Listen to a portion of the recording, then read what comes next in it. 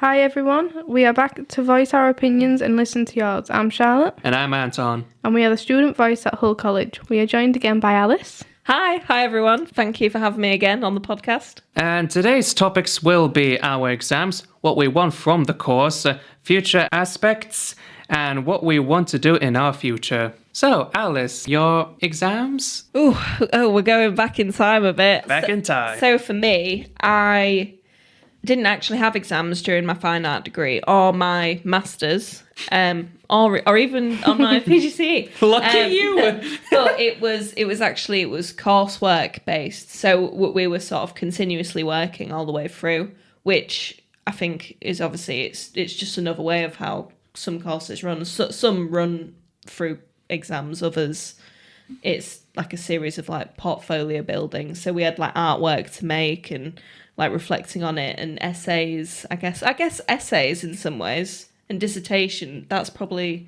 as close to exams as... I mean, were the exams like, here's a question, write down the right answer, or was it more of a like... So for our dissertations, we had to almost create the question ourselves, which then we would answer. So... And how does that work? I think for my fine art degree, I did something along the lines of how model making can be used as a tool of therapy to help with bereavement. But it was an interesting topic. But I did sort of find a lot about that, and it was just something that I was working on with a lot at the time.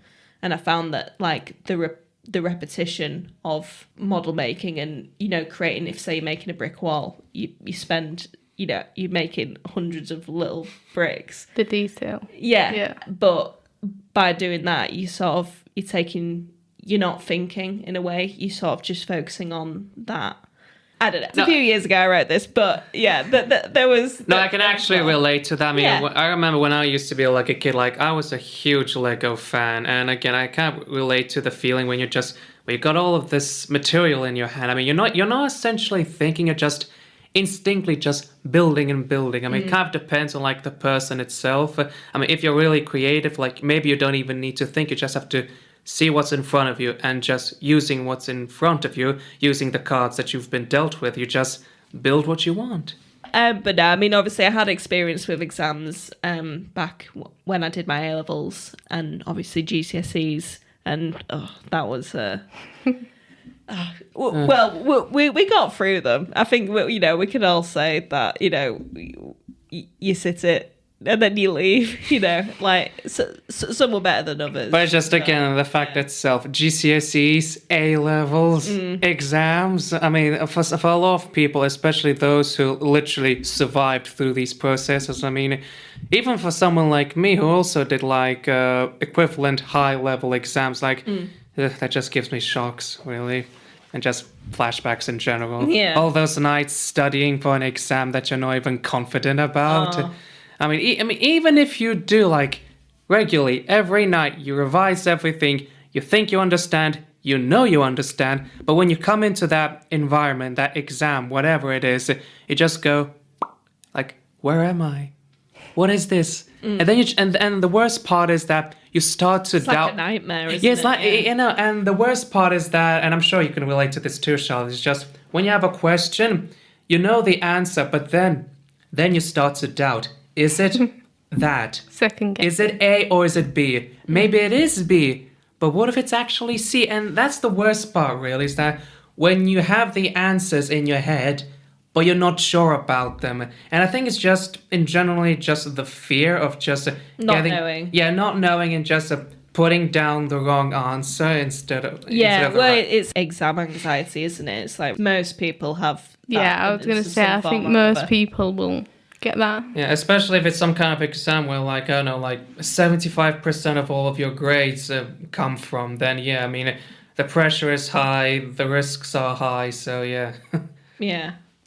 So, Anton, what about you? Last ones I did was about marketing and finance. We did our marketing exam and finance exam in January.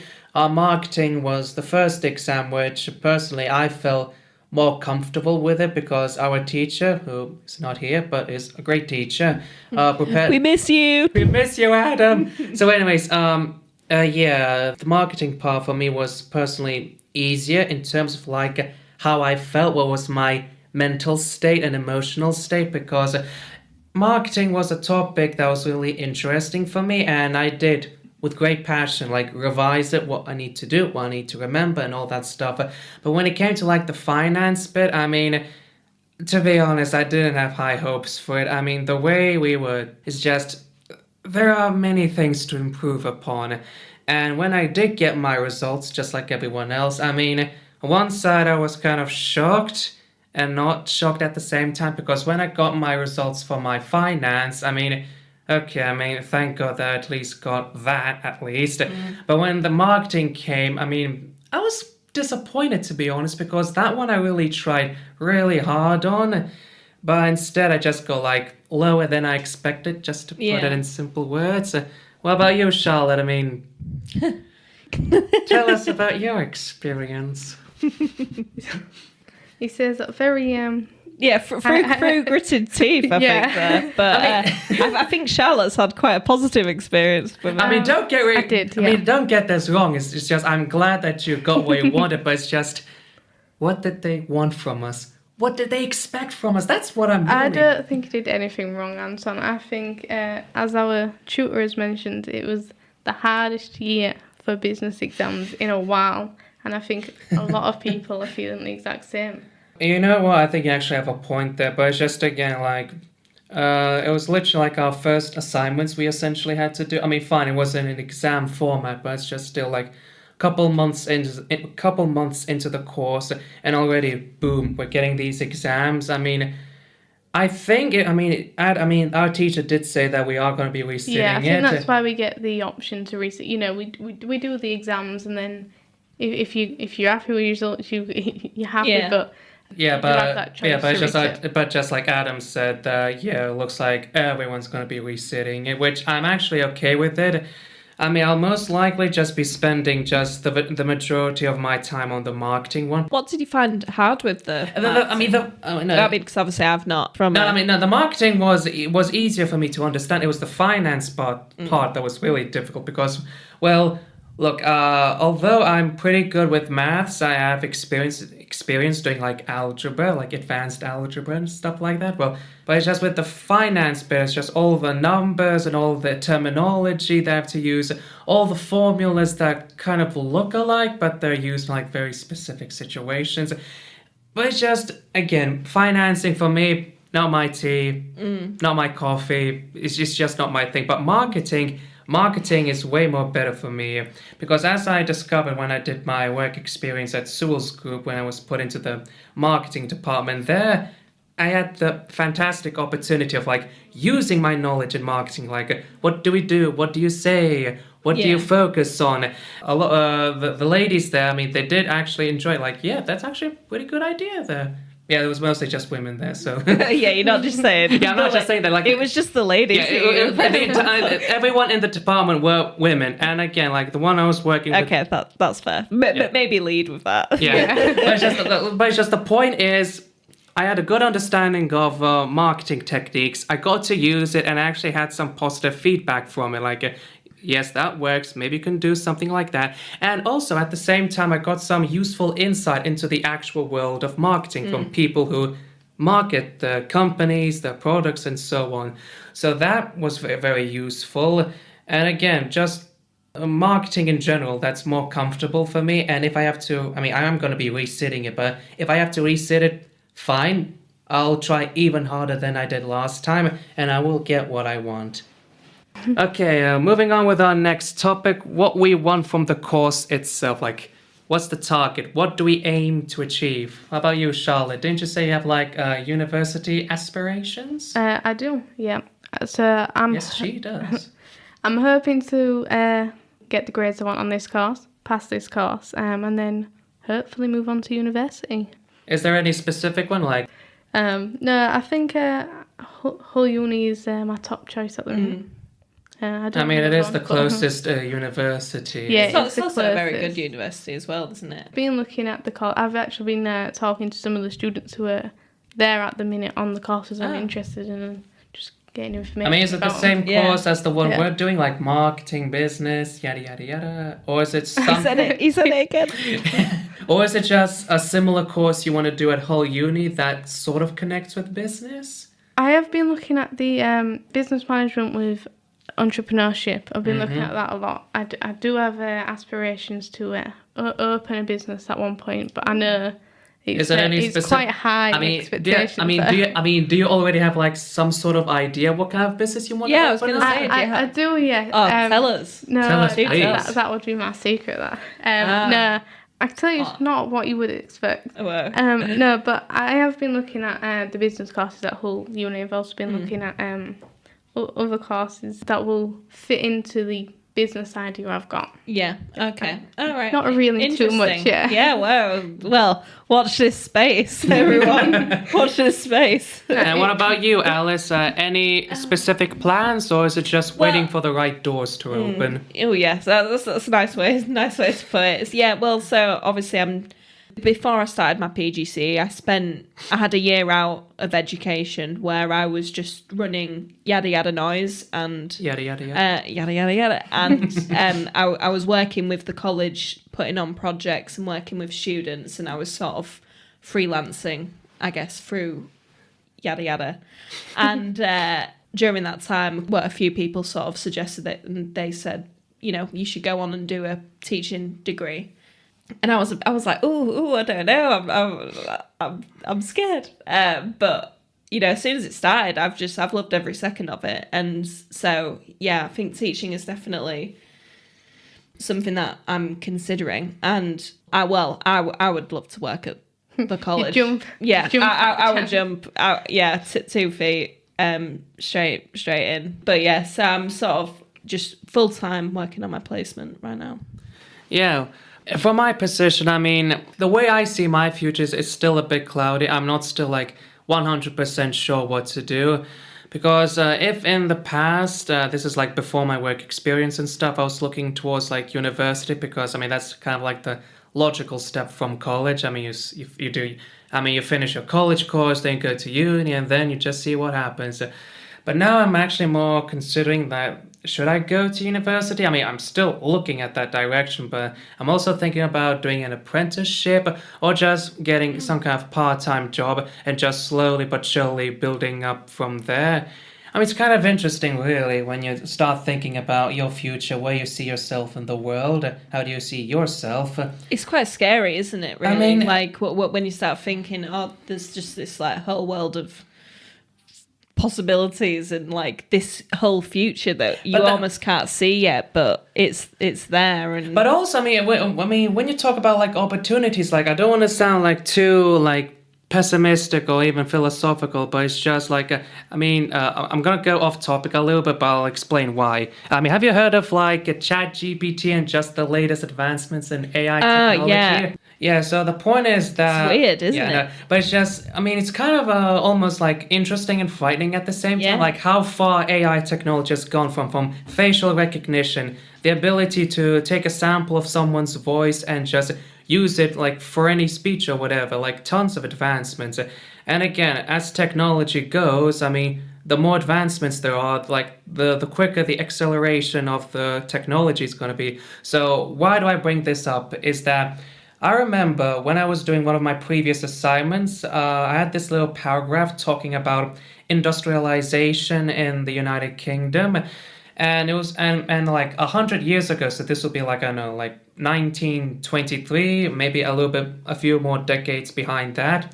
The entire British economy, like as you see, Britain, like not the British Empire, but the UK itself, like a large portion of its economic growth came from like from factories. So basically, factory jobs and all that stuff. And the percentage for it was like 50 or 40%, and the service sector, so this is essentially like accounting and all that stuff, that was also 40%. So you had the industry and the service sector basically in the same area, like they were both equally important.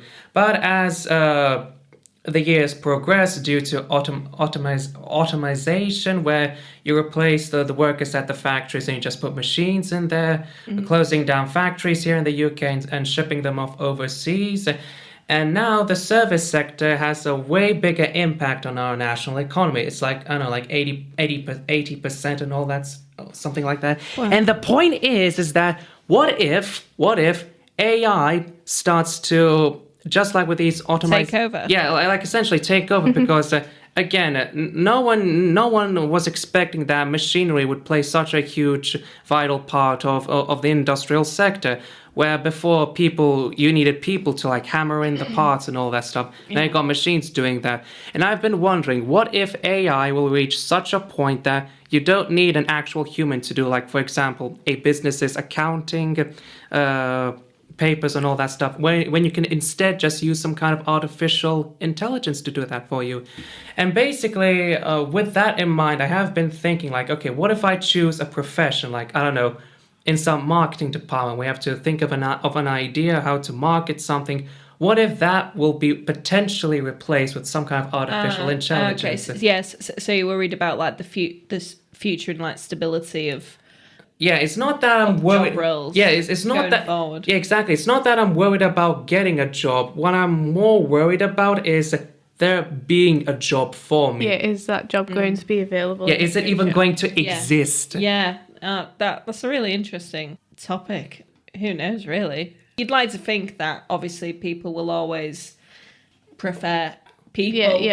People will play a vital role. Yeah. But again, the same thing with like ChatGPT. Like I remember reading like articles about students. I think it's like in America. I think it was in America where students were given like your typical assignments to do and all that stuff. And instead, what these students did, they just used ChatGPT to essentially write these entire texts for them for their assignments. So not only can these latest advancements in AI possibly impact negatively like the service sector, replacing people who do the accounting and all that stuff, but it can also negatively impact people who do their education. Yeah, well, it's not your work, is it, at the end of the day? And true, because I mean, it's just definitely. I just want to make it clear on the podcast that we are not saying that using AI to write essays. We do not support that. Do your own work, use your own brains, because at the end of the day, you're not helping yourself. In fact, you're making yourself even worse. Yeah, because you go and you submit it, and then someone goes to you like, oh yeah, you wrote on the second page, you wrote about this, and you're like, you're just like, I don't know. Yes. Oh yeah. What was that about again? You don't do yourself any favors. You shoot yourself in the foot, and then going forward, like the hole keeps getting bigger. Exactly. So back to the way how I see the future is that on one side, I really do hope that there will be a job that will exist for me, because I am confident in my abilities of obtaining the knowledge, the abilities for me to fit that job, to do it good, or if not better. Mm-hmm. And I'm just wondering to myself, like, again, will this job exist? What kind of technology we will have in the future? What kind of AI advancements will we have? And how will that affect our roles in the economy? I think that's an important factor to factor in. Maybe just focus on what's going to be best for you, what you're going to be happy doing. Well, personally, if I had to you can't go too far wrong. If you're doing something you love doing, that's why I always think. That's You'll why always be able to do it. Yeah, but just if I had to simplify, again, how I see my future under the ideal conditions, like, again,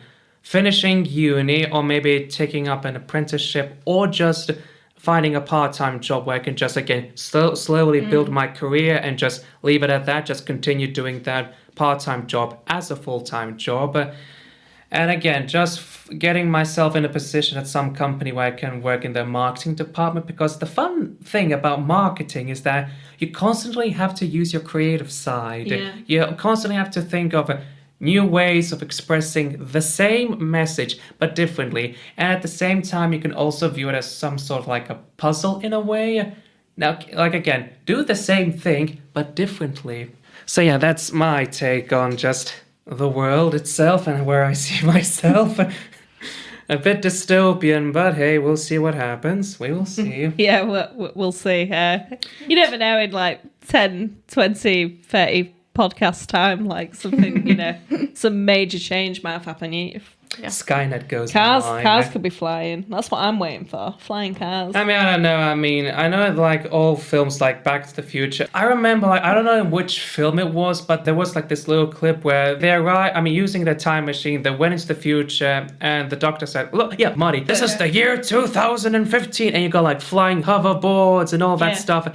And literally, I remember 2015 like it was years ago, and it was nothing.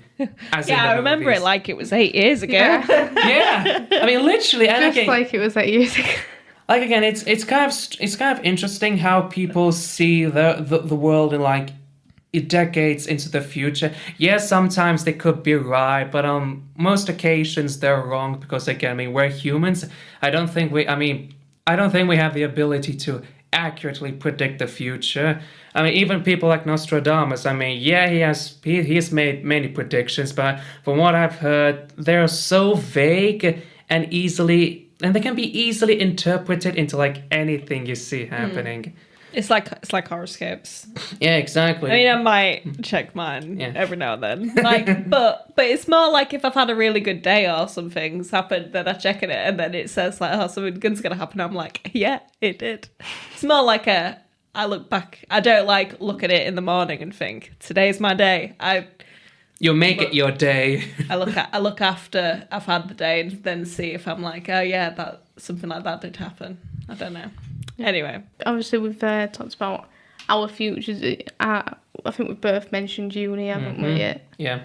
But maybe the future of the podcast. Because future of the podcast. Now that is interesting. Now we have been talking about expanding our little operation beyond our little blue room, and we have been. There's a pink room next door, you know. Oh really? It's almost we'll take the blue one. Yeah. Blue. Blue is better. Plus with the brick wall. And yeah, I'm very excited to show you the logos. We are extremely excited to see your reactions from it. Alice did a fantastic job at designing it. Absolutely. Stop it, but it's true. You did a good job. Yeah. Honestly, a good job.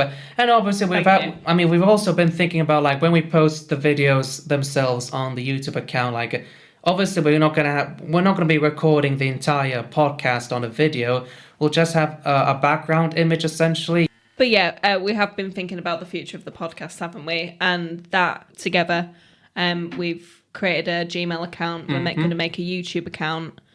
We are planning on a SoundCloud account. And again, we're gonna see. We can hear your.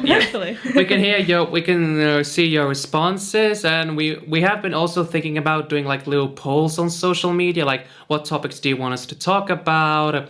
And we've also been thinking about bringing guests from other courses from the college, like the music course, the criminology course, my favorite. Got lots of questions for them to ask. Questions to ask.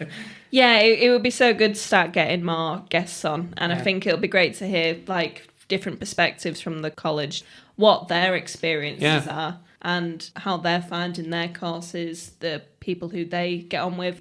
Obviously, in the first episode, we discussed about how almost like we want there to be more clubs or like more social activities. More social activity. And so maybe bringing that subject up to other students. And how we can... Like, what's your opinion on this? Like, have you noticed that? You know, it would be... Are you in any clubs? Yeah, we don't know about. Can we join? Yeah. And accepts us. Yeah. And obviously, if you're one of those Hull College students who's listening to us, by the way, thank you very much, and you do have some interesting ideas or suggestions, or you just want to make your voice heard at this podcast, keep that in mind because we will be eventually getting some guest stars here from other courses. So, again, if you want to make yourself heard at the podcast, please keep that in mind. And if you want to, you can come and we will be glad to hear your voice at Hull College. I think our point of contact at the moment is Adam. But yeah, it's adam.naylor@hull-college.ac.uk. There we go. And obviously, going forward, we should be having social media available. Yep. So if anybody would like to contact us through that. I'm sure one of us, either myself, Charlotte or Anton, will be able to get back and get in touch with you. Well, thank you, everyone. Thank you for listening, and we'll be back again next week. Thank you for listening to The Voice at Hull College. Please, if you enjoyed our podcast, like and subscribe. And if you want to become a guest on our podcast, don't be afraid to contact on our social medias. Thank you, and we will see you next time.